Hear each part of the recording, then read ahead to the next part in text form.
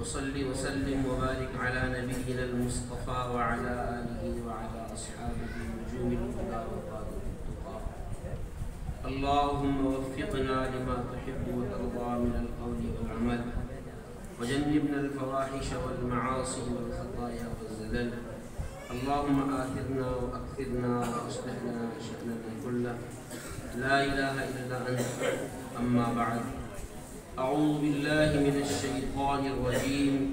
بسم الله الرحمن الرحيم لا يغرنك تقلب الذين كفروا في البلاد متاع قليل ثم مأواهم جهنم وبئس المهاد وقال تعالى وهو الذي ينزل الغيث من بعد ما قنطوا وينشر رحمته وهو الولي الحميد وقال النبي صلى الله عليه وسلم سيأتي على الناس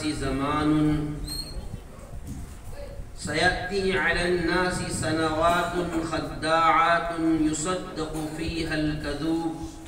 ويكذب فيها الصادق ويؤتمن فيها الخائن ويخون فيها الأمين أو كما قال النبي صلى الله تبارك وتعالى عليه وسلم. قابل اعزاز و تکریم معزز و مقتدر حضرات علماء ائمہ حفاظ کرام، میرے طالب علم ساتھیوں اور اس گاؤں اور اطراف سے صرف اور صرف اللہ کی مقدس کتاب قرآن مجید کی نسبت پر جمع ہونے والے معزز مہمانان عظام،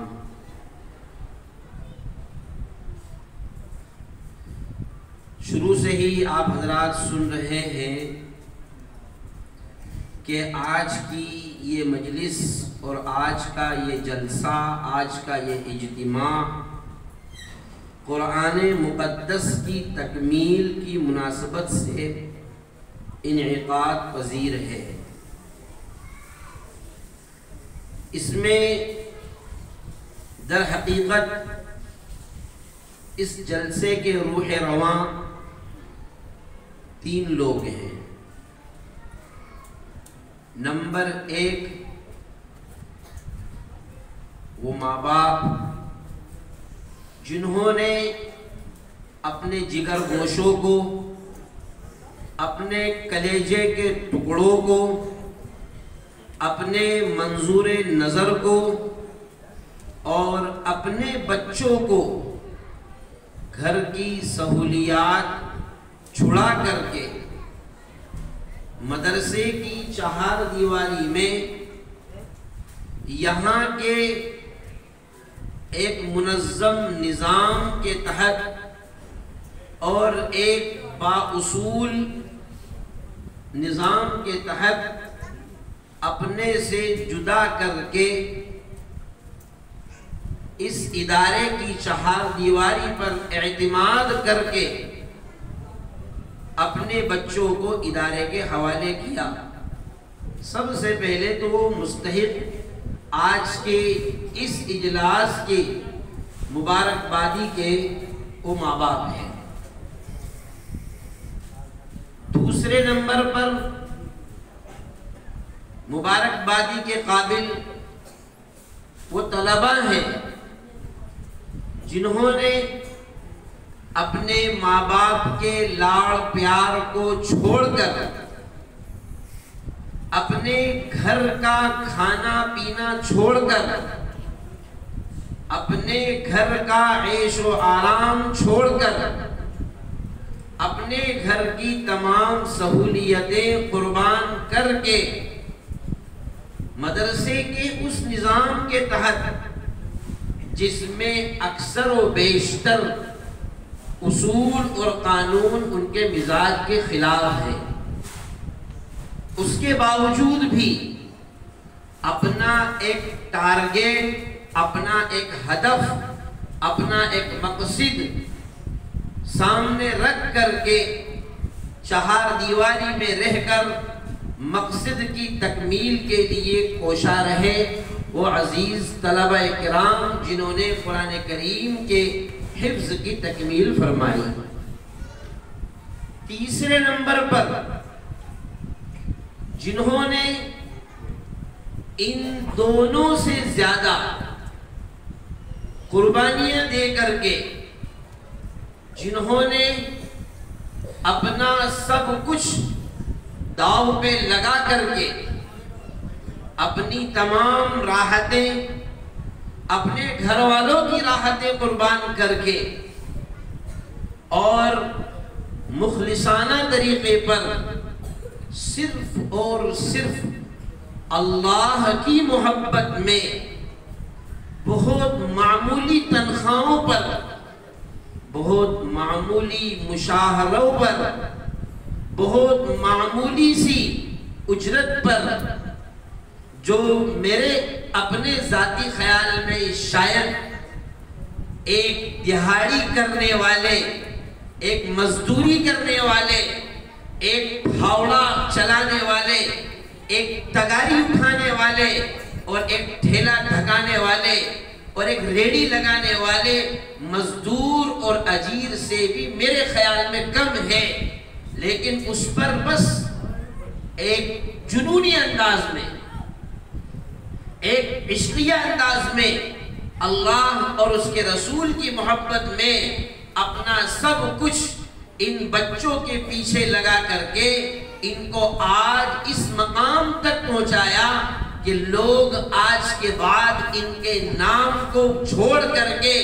ان کے ساتھ وہ نسبت جوڑ دیں گے جو اللہ تبارک و تعالیٰ کا تعارف کرائے گی، یعنی انہیں حافظ قرآن کہیں گے۔ میری مراد ان کے وہ اساتذہ کرام ہیں جنہوں نے آج ان بچوں کو اس مقام تک پہنچایا کہ سب کے سامنے انہوں نے یہ شہادت پیش کی۔ در حقیقت وہ اپنے ان اساتذہ کرام کی ترجمانی تھی جنہوں نے صبح فجر سے پہلے 4 بجے انہیں اٹھایا، جنہوں نے ان سوتوں ہوں کو جگایا، انہیں مستی کرتے ہوئے دیکھ کر کے انہیں اس پر روک ٹوک کی، سبق نہ یاد کرنے پر انہیں تنبیہ کی، کچا سنانے پر انہیں سمجھایا، بھاگنے پر انہیں پکڑ کر لائے، والد کے ناراض ہونے پر ان کو منایا، بچے کے ناراض ہونے پر ان کو منایا۔ آج اس کا نتیجہ یہ ہے کہ ہم دیکھ رہے ہیں کہ اللہ کی مقدس کتاب ان کے سینوں میں محفوظ ہو گئی۔ یہاں پر آپ حضرات بیٹھے ہوئے ہیں، میرے خیال میں شاید اکثریت کاشتکاروں کی ہے، سب کھیتی باڑی والے ہیں، اکثریت ایسی ہی ہے۔ اگر آپ سے سوال کیا جائے کہ ہمیں ابھی کون سی سویابین، آپ سویابین کی ابتدا سے لے کر تو اس کی منڈی میں پہنچنے تک کی پوری رودات بتائیے کہ وہ کن مراحل سے گزر کر منڈی تک پہنچتی ہے، تو ظاہر سی بات ہے اس پر بیان کرنے کے لیے آپ کو 2 گھنٹے بھی کم پڑیں گے۔ اگر میں ابھی یہ کہوں کہ بھائی کوئی کاشتکار ایسا ہے جو یہاں آ کر کے سویابین کی فصل کیسی ہوتی ہے، گیہوں کی فصل کیسے ہوتی ہے اور چنے کی فصل کیسے ہوتی ہے، آئے اور اس پر تقریر کرے، اس پر بیان کرے، تو میرے خیال میں ہر آدمی 1 گھنٹہ 1.5 گھنٹہ اس پر بیان کر سکتا ہے۔ کہ ہم شروع میں بیج لے کر آتے ہیں، زمین کو صاف کرتے ہیں، پھر زمین کو ہل سے کھودتے ہیں، پھر اس کے بعد میں کچرا صاف کرتے ہیں، پھر دوبارہ اس کو جوتا جاتا ہے، پھر اس کے اندر وہ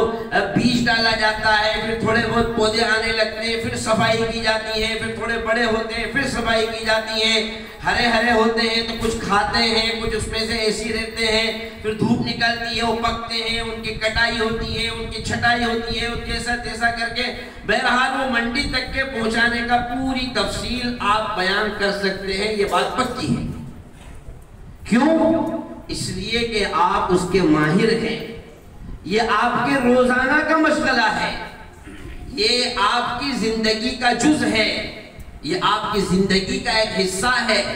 آپ نے اس کو مقصد بنایا ہے،